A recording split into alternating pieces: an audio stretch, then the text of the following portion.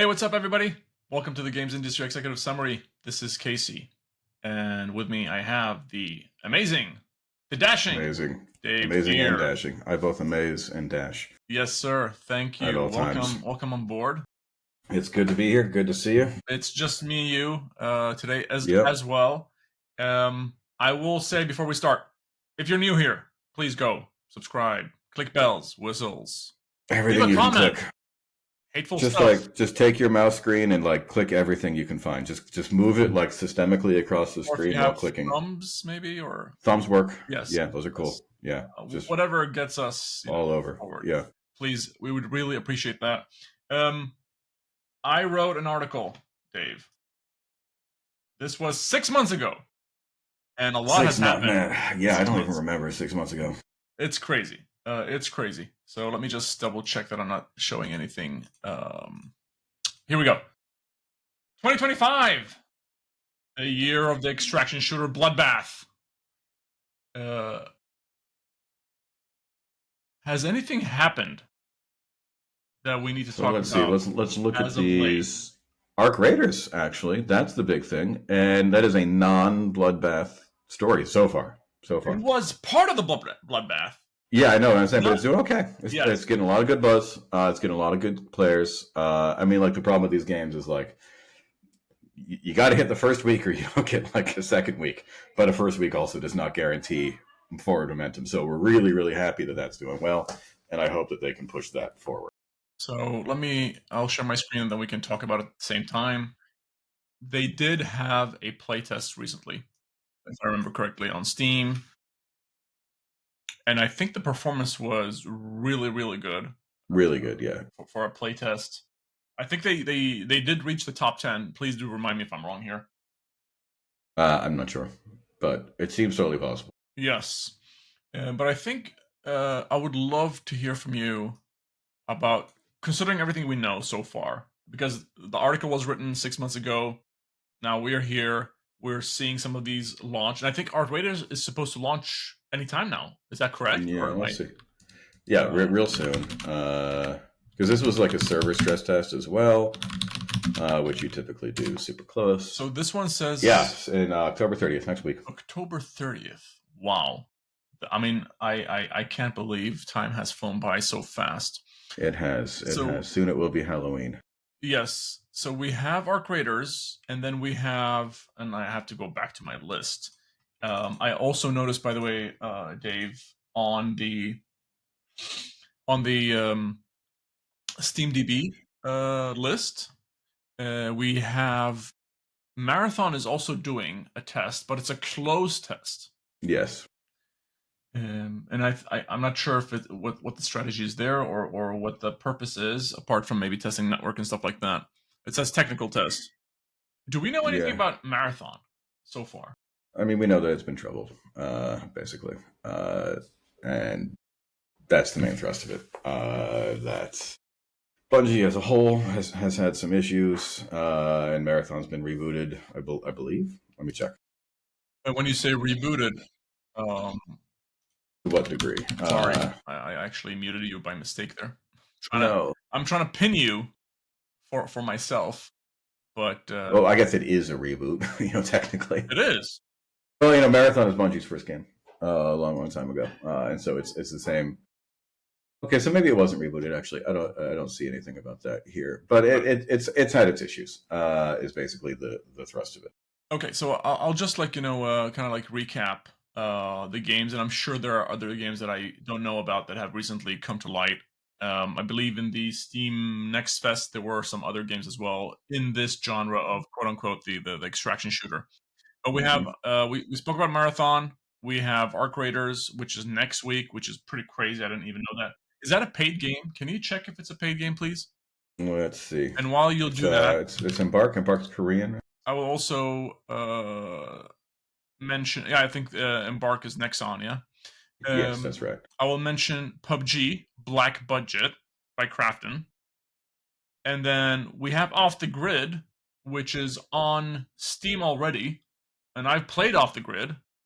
It's a pretty cool game, but nobody's playing that game, and it's riddled with bots. Tales all the time. Which is What am I looking? I'm looking for Arc Raiders. Arc Raiders, yeah. Nope, $40. $40. So not $60, not $70, but $40. Yeah. You know. Why do you think they chose to go with $40? You know, it's such a hard to say. I mean, with Embark, Embark is a studio that has a bit of like, they exist, right? They have a reputation which could be damaged. And I think that this is just kind of the safer route to do it paid, because if you do it free to play and you don't pop off, you find yourself in a really, really difficult situation, especially for an established studio. Because now, like, let's say you have like half of the players that you kind of need to support your development. You can't just abandon them, because that will damage your reputation. So you need to support the game, but you're losing money off of it. You need to pull the plug. You need to like wait until you can pull the plug, or you need to reinvest in it. Like it's a free to play game on this scale from the established studio is really, really dangerous.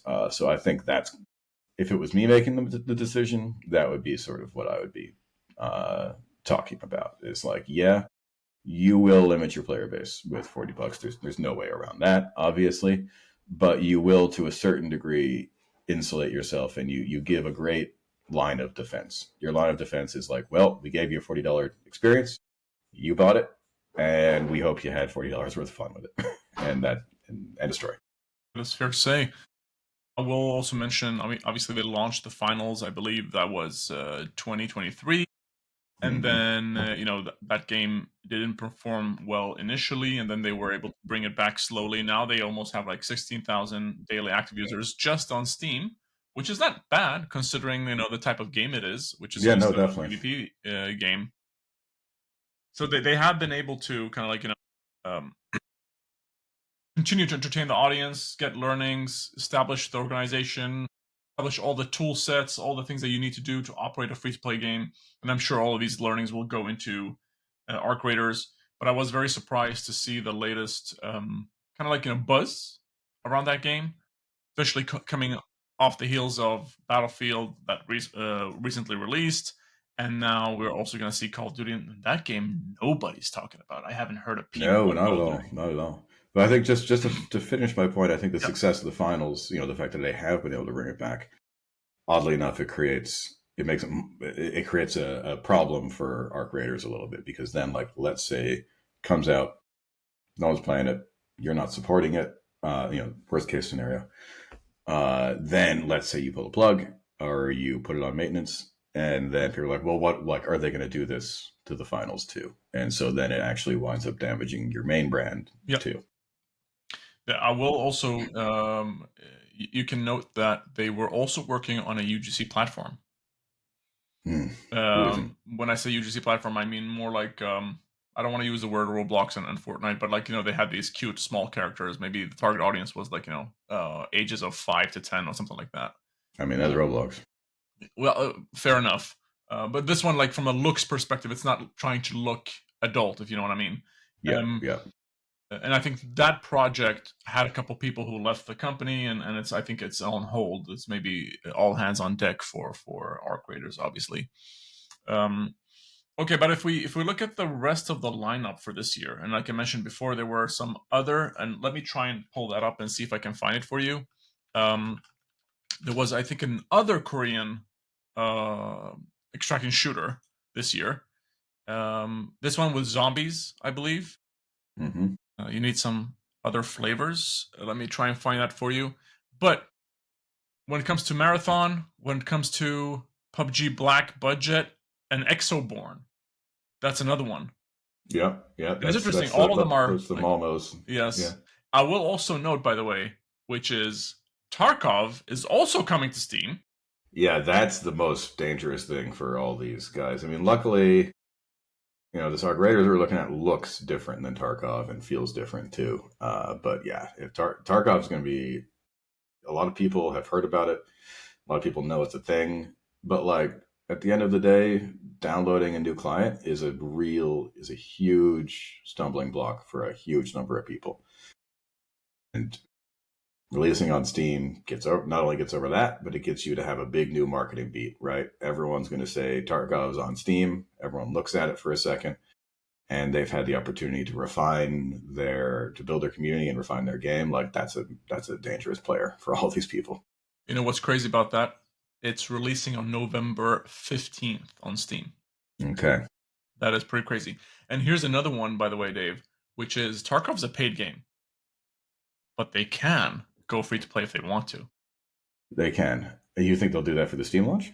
I no, I I don't would be know. surprised. Yeah, I I have don't think no so. idea. But I think what I'm trying Well, to I get mean, to. we will probably already know. It's probably this gotta have a page. Yeah, we feel free to look at that. But I guess what I'm It trying has to a get, page, but there's no price on it. no price, no information. Yeah. What I'm trying to get to is, I mean, they have been selling really well. Now, I don't have any insight into the numbers because I don't think they're available. But considering the popularity of Tarkov outside of Steam, I can only imagine, like, the amount of tool sets they have access to, and the amount of, like, let's say, what do you want to call them? Levers. If they want to activate the free to play lever, that could be an option if they are going Yeah, paid and on they Steam. can give all kinds of free stuff to the Yeah. people that are around. I know that they've had some like community upset in the past with monetization practices. So you would need to do it carefully, make sure the original people are rewarded. I think for me, generally the real play and the graphics on Tarkov might be a problem here, but the play is like paid on on Steam or your own client, and then free to play for a mobile version. Uh, I'll let you know, PUBG did that, and that did really well. Absolutely. I think and lots of people do that. Like Among Us is paid on Steam and it's free on mobile, and people like understand that distinction. Like your PC players don't get pissed off because you made a free to play mobile version.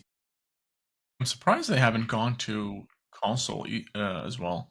I mean, considering I'm assuming they're swimming in money. It's just The yeah, Tarkovians. yeah.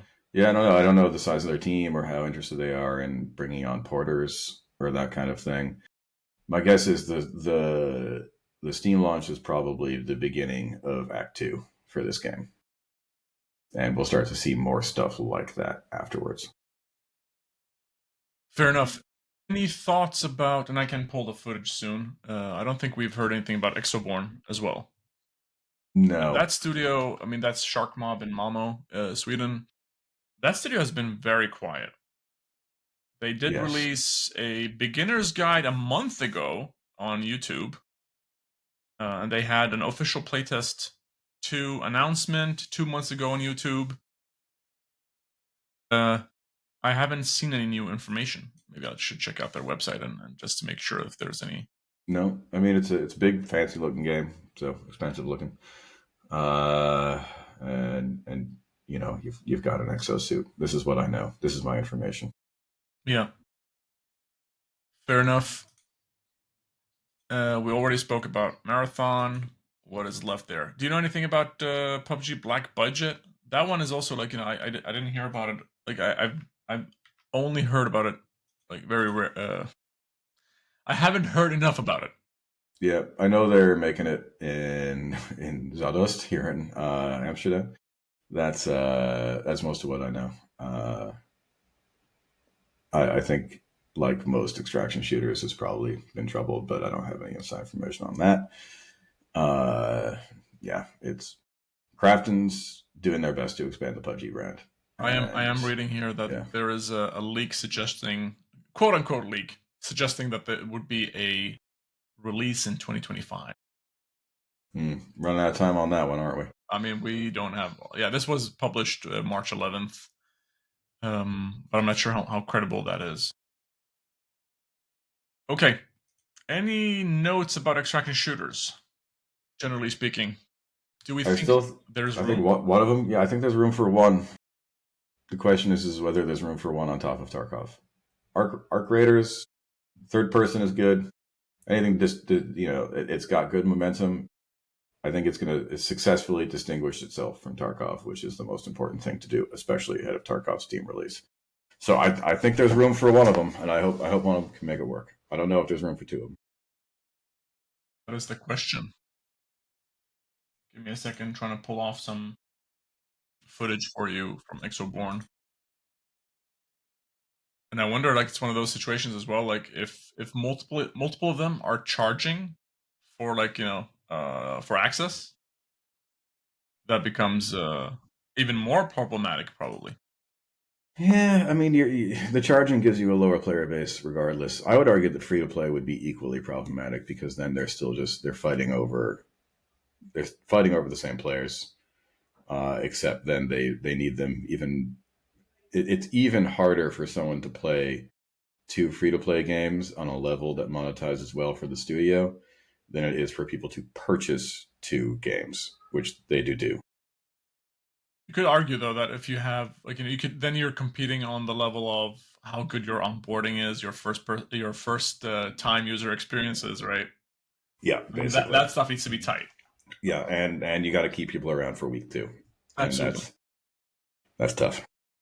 Seems like Ixoborn is playing on the fact that weather plays a huge role on gameplay. Yeah, looks cool. Yeah, Looks fancy, but I'm getting a lot of advanced warfare feelings, Yeah, I don't see Kevin Spacey yet, but he could show up any moment.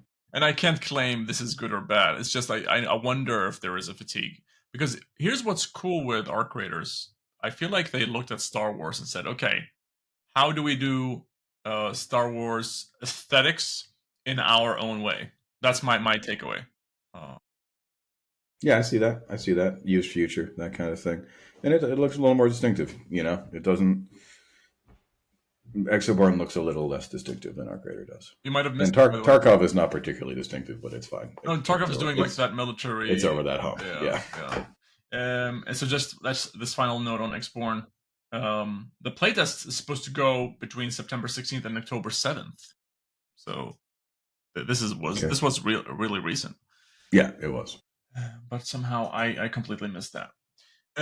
How about we talk about something more exciting for you? How about it? How Okay. about it? There is a ball, Yeah, what else is there? and there are pits apparently. Yeah, so as you may have gleaned from me telling you, I've been playing a lot of Ball X Pit. Ball X Pit is awesome. It's definitely in the vein of Vampire Survivors in that it's all about getting getting these rapid fire roguelite upgrades and combining them gradually to make ludicrously overpowered light shows, which will take you a little while to get to the ludicrously overpowered light show part. But it's Breakout, right? The classic game, bouncing balls off walls and into stuff, except it's got vibes. And it's great. Just really satisfying when you get your crazy upgrades. It feels really good. Unlike Vampire Survivors, is basically you got to move and you got to avoid fire. There is a little more to do here. You have to choose your angle, choose where you're going to fire, bounce your stuff around. You might have the different characters are all very different. So like one guy's balls might pass through all enemies and then bounce straight back. Another of them like gain power every time they bounce. Some of them, all kinds of stuff like that. So you have to match your build to your player really kind of intensely, which also Vampire Survivors wasn't nearly so intense with. Do the balls bounce off the end of the screen? For the most part, yeah. There are some characters for whom, if they bounce on the end of the screen, they just fly back. There's another character where you can kind of throw it wherever you want. So you can just like chuck it to the back and then it will just go nuts coming on down. So yeah. I love this the creativity behind this game. Yeah, and the vibes are great. It's so fun to see like something as simple as Breakout, given such atmospherics. Do you believe this game was done kind of like in a bubble, or was this influenced by if it's Vampire Survivors or other games similar? I mean, really difficult to imagine it's not influenced by Vampire Survivors. Fair enough. Because how quick they were able to come out with the game. Because I believe Vampire Survivors was last year, was it, or did I miss something? Might have been 2 years ago. 2 years ago. 2 years ago. Yeah. So I guess I'm just getting old, man. Yeah, aren't we all? Was Vampire Survivors one of those games that was launched and then not discovered until it says here 2022? Okay, so that must have been the case because I don't think it was big in 2022. Yeah, no, I agree with you. Maybe. I don't know. it definitely 2 years ago is I feel like when I really heard people talking about it a lot, and that's when I played it. So that's a little bit of bias there too. Yeah. But it's interesting, again, also about people are taking these old games that nobody's paying attention to, and like these the breakout type game, Hmm. and just kind of like revolutionizing it or into something completely different from what originally was. Yeah, and I think that I mean Balatro really similar. Yeah. And I think what people are realizing and what's really helping is that roguelite or roguelike, however we feel like saying it, is not really a genre. It's a mechanic. You can put anything into that, and that's I think what Balatro really showed people, and it's just cool. It like it's an addictive mechanic. It creates a good progression, gives you a little structure. It gives you some dopamine all the time. And I think traditionally we've seen it in isometric combat games like Hmm. Hades, some 2D games like Dead Cells, as well as, fancier, uh, there's some fancier things like Hitman, Hitman's freelancer mode or the Absolutely. Prey thing. But like you can play anything. It doesn't matter. Yeah. Like you could have a roguelike PvP game, and I think we've seen things that are kind of like that with upgrades that are coming your way. Like it's not a genre. It's a mechanic. I would agree. And it's interesting how this mechanic is enabling developers to think differently about how to design games. And I will add one more thing to what you were saying a minute ago, which is um, it allows games to also be consumed under a shorter time period. You don't have to commit like Yeah, 4 or 5 hours. Maybe yeah. Balatro is a But I mean, that's always the thing about these session-based games. Like, you don't have to commit, but sometimes you wind up doing that. yes, yes, So I recently unlocked a character in this game called the Radical, the and I'm radical. gonna, yeah, as you see, I'm looking down at my Switch here. The Radical will play for you. So I'm just gonna set him up and let him go as we play our game here. I will pull up some footage. The radical Nintendo Switch. When you say radical, Like, Radical. yep, a late game character. You would want to wait till the late game to unlock that character, but he just sits and he just plays the game for you. Oh, And okay. I like. there's something kind of hilarious about that. That it is still pretty satisfying to Yeah, watch him do his those, upgrades and do those that whole thing. diamond shaped. Yeah, Yeah. but yeah, it's I think that's kind of fun. There's another character that just chooses the upgrades for you, but this one does the whole thing. You don't gotta do anything. Tell us. So apart from the minute to minute gameplay, what's with the pit and the? Yeah, there's a story. Balbalon has fallen is the text that appears when a big Okay, colorful I see moon the jokes. Yes. Okay. destroys Balbalon, and it leaves a pit, and you're exploring the pit for treasure and stuff. I think that's basically the idea. That's pretty cool. I Yeah, will say as well, like another thing to note from these games that are becoming successful on this level of size, let's say, if you want to use that word, or budget, they're really beautiful. I mean, yeah, definitely. yes, they might be pixel art, or they may, but I feel like in the modern sense, they have been more creative on how to use the pixels and how to make the visuals pop or look different, even though they're simplified. Yeah, I think that's definitely right. Yeah, Vampire Survivors was a funny one because like it was really aggressive and like yeah, some of it looked good, but some of it looked like downright shitty, yeah. That and went that was NES part of the level. appeal. Yeah, Yeah, yeah, absolutely. NES and like early window, the grass texture had this real early Windows vibe to it. That was just really so weird. I don't think you can pull off quite that thing anymore. But a game like this is great, and also we're talking, so we're not listening to the music. But I think that if anyone out there is making a simplified roguelike game along these lines, I feel like one of your most important hires is going to be your composer Wow. because that's what's going to push you through. That gives you the vibe that lets you sink in. Like that's just so important to how these games operate. I think It gets the package together in a way. exactly. Mm. There was one other game that hit the top 10, 20 that was similar-ish like this one. Not necessarily like a ball in a pit. No ball, no pit, but Is yeah. there any game that comes to mind? Because I have another game that I saw, which is Escape. So, speaking of extraction shooters, this is maybe the last extraction shooter we talk about. But this is Escape from Duckov. This That one? yes, yes. Yeah. Have you had a chance to look at that game or? I only just learned about it recently. I think what it seems to be that we have a burgeoning genre, which is that my guess is that this is somewhat related, maybe by the same developer. Honestly, I don't know. I'll check that out for you. Someone did like a duck themed take on Among Us, which Team is Soda. like That's the company. What is it? Team Soda. Okay. Yeah, they made Snake Force and Soda Crisis. Okay, awesome. Yeah. Soda Crisis is a great name. Totally into that. Sure, but there's like this duck themed Among Us take. I get the feeling is one of the most successful Among Us clones, and also like is very popular among the kids and their streamers. Okay. So I get the feeling that we may have a burgeoning genre of duck themed takeoffs. You know, I don't want to say rip off. You don't want to say rip off.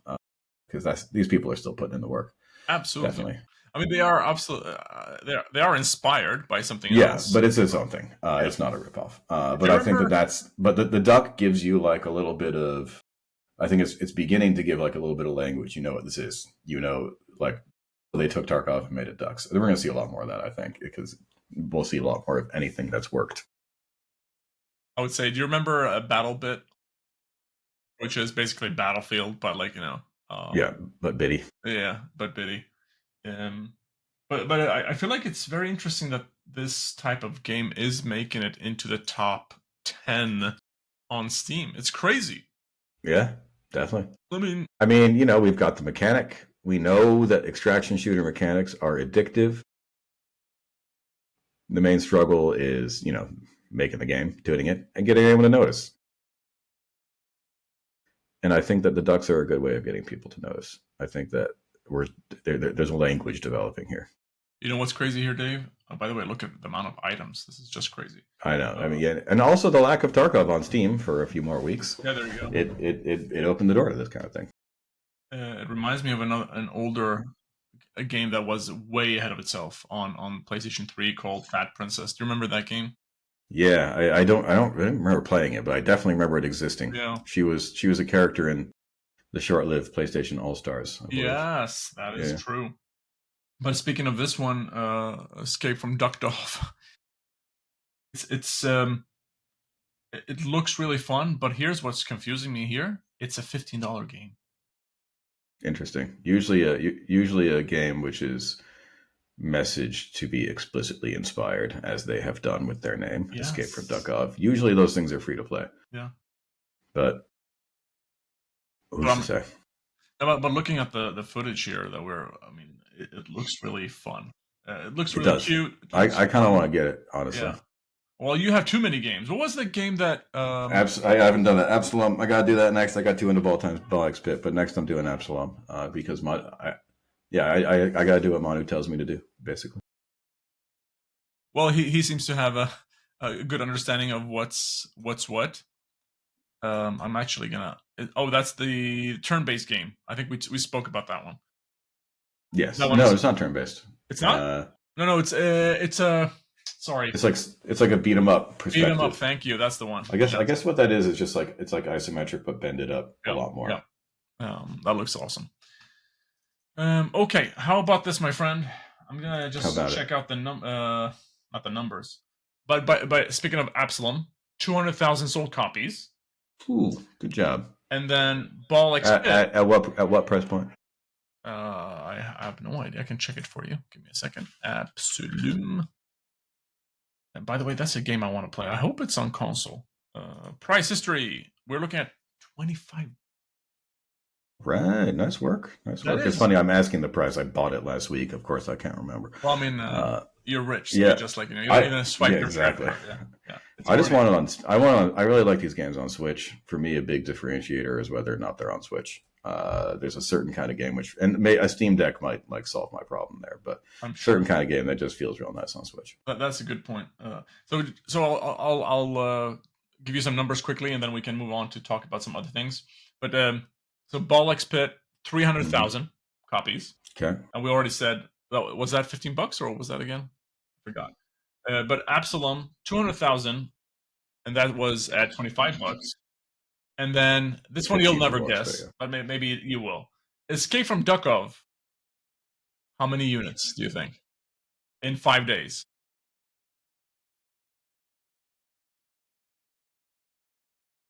1,000. Close, 1,000,000. 1,000,000, yeah. Yes. Which is crazy. It's crazy.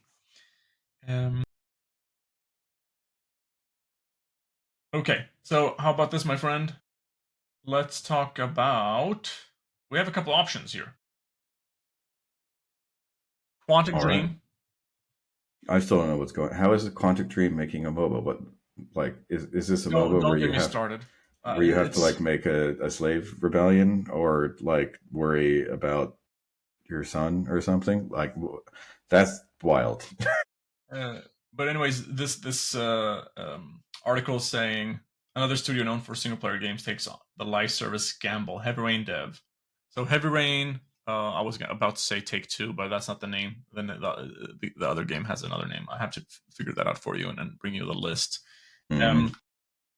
And then, of course, that Los Angeles game, the futuristic robot game. Forgot the name of it as well. No, Detroit. Detroit. Thank you. Sorry, Los Angeles. Los Angeles, become human. Yes, no one's becoming human in Los Angeles. Come on. I mean, hey, I was thinking it. You were saying it. So yeah. But they're working on a competitive multiplayer game, even as development of Star Wars Eclipse continues. So, is Star Wars Eclipse? Do we know anything about that? Is that like another? Seems like a Quantic Dreamy, like a more typically Quantic Dreamy Star Wars game would be my guess. I mean, I hope so. If that's the fact, then that sounds awesome. That's cool. I think it's still pretty dicey, honestly. But they haven't announced anything on that specifically, right? They haven't. Okay. I mean, there is some pieces and bits here, but I don't think I haven't seen it. I mean, if I'm a license holder and I'm hiring Quantic Dream, I'm doing it to make a Quantic Dream game, not a MOBA. Yeah. So my guess is it's a Quantic Dream game kind of game. So this Star Wars Eclipse was announced 2021. See, that's not good. Yeah, I mean, this is crazy. Yeah. But so you're telling me they're working on a MOBA type game? I'm pretty sure. Yeah. Google Quantic Dream MOBA. I will. Or I can do it now too. Please do while I ask you this question. So there are some studios that are in a very awkward place. Yep, Spellcasters Chronicles, a competitive multiplayer game. Spellcasters Chronicles is okay. So I'm gonna just do this quick judging of. Is it? We should have this. We should have this game where we is it gonna die? What's the? Yeah, certainly. I mean, the odds for any game are that it's gonna die. By the way, as you see, I'm looking down again. The Radical has completed his run. Okay, I see. Yes, and I'm gonna send him off again. While you'll do that, so Spellcaster, I'm showing some footage of that. If it's a MOBA, what I'm looking at right now, yes, it's gonna die. Sorry, Quantic Dream, not to be harsh here. But I mean, the odds are not ever in their favor. But I'm looking at this as well. I was like, I've seen this before. This looks like League of Legends almost. It does. I mean, visual style, I think, is so important. Whenever you're like hitting a genre with super established people, and obviously it's not like isometric like League of Legends, but that's not going to matter as much. I like the big guy. It's good to have a big guy. But I don't know. It's not very distinctive visually, and that's gonna really come to bite it. So it's you don't want to be like a fantasy Concord. Okay, so this hurts me, to be honest with you, Dave. Yeah. It hurts me because these are studios that I care about and who I've kind of grown up with. I mean, I think Quantum Dream goes back all the way to what was the game called? Fahrenheit. You remember that game? I don't. Heavy Rain is when I first learned about them. I think Fahrenheit was PlayStation 2, and that was their first game, or at least the game that put them on the map, leading up to Heavy Rain, I believe. But what I want to get to is, so there are some studios, and I'm sure you can maybe name a couple more who are dear to me, and we're talking about. So you have the Quantum Dreams, you have the people behind Alan Wake and Max Remedy. Payne. Remedy, thank you. And I feel BioWare is another one. BioWare died a long time ago. Yeah, I guess that's true, isn't it? Sorry about that.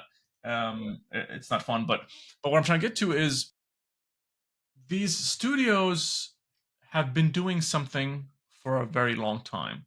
They've been successful from a accolades perspective, quality perspective, storytelling perspective. I mean, you name it, they Yeah. have delivered. But then when we look at their progress and their success from a commercial point of view, unfortunately, maybe didn't hit those marks that were required. Well, I think Unfortunately. generally speaking, with these studios, Yeah. like they had games that hit the mark, and that's how the studios became established. But it's just hard to hit the mark again, you know. Man, that's some nice. Yeah. That's some nice looking visuals there. I mean, Look that's at the that problem. sweater. What a great sweater. I mean, But yeah, that's the problem. that's the What is it? What are we looking at here? This is Alan Wake 2. Sorry for Oh, okay. Yeah, God, the visuals in Alan Wake are of course, incredible. the guy in front is the real Max Payne. So Max Payne is in the Alan Wake world now. Yeah, yeah. Yeah. But yeah, I mean, it's just tough. And then you develop your whole team based on being able to make this kind of thing, and you have a lot of talented people that make this kind of thing. But sometimes it's not the thing, you know. I mean, Alan Wake 2 won all kinds of shit. I'm sure. Yeah. But yeah, And it looks amazing, and I'm sure it it plays does. amazing as well. But what do you think is the future for these studios? Like what? Because I don't believe making a live service game, and by live service, then I mean specifically, the if it's free to play or the business model of like you have a store and you're updating Yeah, things yeah. every day. I don't think that's a viable option for multiple reasons. But what are the options for such a studio to not just survive but thrive in I mean, today's environment? I'd love to say it's easier than it is, but it's hard. I mean, ultimately, this is the entertainment industry, right? And you're only as big as your last hit. And these studios are in a bit of a tough place where they have a community, they have a reputation, but it's very much built off of a type of game. So you got to deliver, and you got to get out in front of people, and then hope it works. Because moving out of your genre, as we're already seeing with Quantic Dream, comes with arguably even more risks. Do you see that they should maybe is it the genre of game? Like so okay, we're looking at a third person type game, right? It's very Mm-hmm. story heavy, it's very it's extremely beautiful. Yes. There is a lot of attention to detail. Yeah. Classic, high budget, third person, narratively driven game. Yeah. Yeah, it could be third or first or whatever. But for whatever reason, it's not hitting a mass. And I'm not sure. I mean, you could also argue Kojima Productions. Now, Kojima obviously lives in his own universe in terms of being able to reach an audience. Let's say. Yeah, but like did Death Stranding 2 do what Death Stranding did? I don't know. Did it sell as well? Is it still selling as well? I I all I know is that it plays much better than the first one. Yes. No, from that perspective, yes, but I don't know if it set things on fire in the same way, you know. That is absolutely fair to say. To say. And when I say I don't know, that is absolutely what I mean. I don't. There's an article from July 4th saying that Death Stranding 2 reported to have sold 1.3 million, which is nothing in this That's day and really age. yeah, and like launch sales, it's all about if you can keep those sales up. I think the original kept those sales up because people were like, "What the hell is this?" It was COVID. You know, there's a lot of reasons. Yeah, absolutely. But it's tough. And I'm sure there's like a deal with obviously Sony or and that's Yeah. by the way. I mean, speaking of Sony, funny enough, Quantic Dream has been reliant on Sony for a long time as like Yeah, the definitely. main budget provider for the games they make. Yeah, but yeah, I think there's a lot of developers. And Kojima is the one who has the best claim to it of being able to truly live in their own world that way. But I still don't think it's fully true. I think the only people for whom that is kind of true at this point is Nintendo. Yeah, no, absolutely, absolutely. Any other studios that you think would remind you of these two in this awkward position? Naughty Dog. And Naughty Dog hasn't fallen off yet, but it like We don't know what they're making next, and if it's going to do the same thing that Last of Us did. Yeah, because it's a different industry than it was when Last of Us, the first one, came out, and then Last of Us 2 was able to build on that. It's a different industry. I hope they succeed because they make fancy looking games, and their new game doesn't look as depressing as The Last of Us. So I'd be into that. Yeah, they're doing the space game, which looks pretty awesome. Space game with the Adidas in it.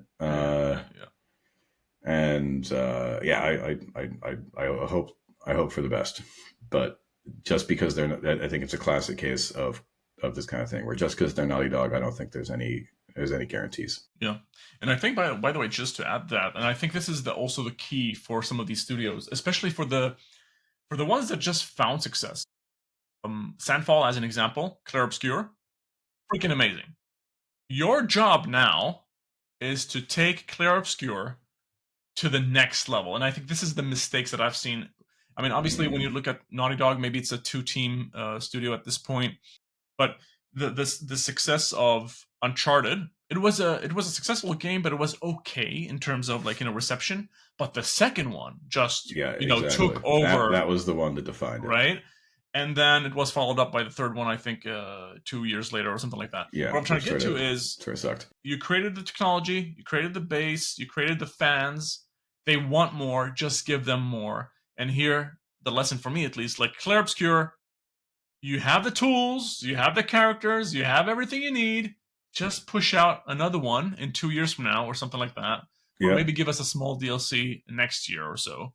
But keep us, is the word groveling? Is that the word that I'm looking for? I don't think so.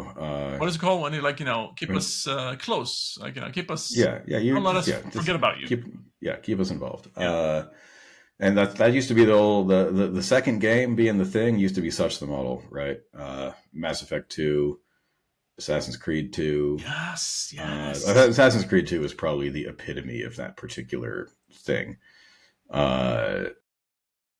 What else? I mean, like Far Cry 3, GTA 3. But yeah, basically. And I think people need to learn to move a little, because now it takes so much more time to make your full on follow up that, like you're saying, makes something a little more constrained. I really like the sort of Zelda thing of like making games in pairs, like the Twilight Princess, and for a little while they didn't have pairs, but like Ocarina of Time like blew up, and then we got Majora's Mask, which was a remix really quickly after. Tears of the Kingdom was a remix of Breath of the Wild, and like it just gives them a little more flexibility, I think. Have you heard about the term recency bias? Sure. Yeah. And I feel like this is maybe a term that a lot of these studios should learn more about. Yeah. I mean, we're in the attention economy. If you got attention, you got to do as much as you can with it. If you're Haktoa girl or whatever, you have to make money while the sun is shining. And that is pop culture in every capacity. If I remember correctly, and we'll end on this note, I believe Remedy was also working on a potentially, because Max Payne is owned by Rockstar or by 2K, I believe. But I think they are working on another Max Payne. Yeah, I believe they are, which is really cool. But here's my fear here, and this is where we tie it all back together. Yeah. Does anybody give a shit about Max Payne anymore? Only people like us with beards. Yeah, bearded and gray hair. Yeah. Yes. Okay, so in that you have to reintroduce it as if people don't know who the fuck Max Payne is. Because a lot of them don't, and then you have to somehow get more people involved than you had at the beginning, because a lot of the people you had at the beginning will have fallen off for whatever reason. They became quality assurance specialists or something. And so that you need to both get as many people as you had originally back, which is not everyone, and somehow grow it while still leaning on your old stuff. Like, you can do it, but it's hard. Fair. Dave, we have reached the end. We've reached the end. Yes. Where should people go to subscribe, and get all their news every Friday, 9 a.m., wherever they are in the world? To the Games Industry Executive Summary, of course. Yes. GIESweekly.substack.com. There you go. That is